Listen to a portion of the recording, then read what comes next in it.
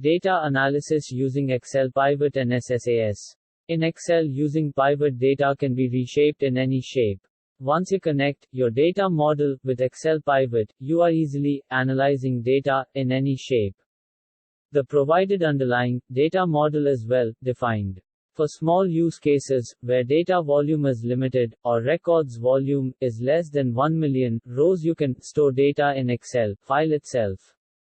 Huge data analysis. When data volume is not manageable inside Excel workbooks, you need to move to Microsoft Analysis Services for a quick query response. Develop data warehouse in SQL Server, MySQL or Oracle. Make data cubes in SSAS and configure with DW.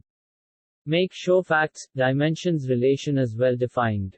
For small cases, you can use Visual Studio Data Tools to develop MS-BI applications. Once BI application is ready to deploy on SSAS and process data with SSAS. Connect MS Excel with SSAS and prepare pivot.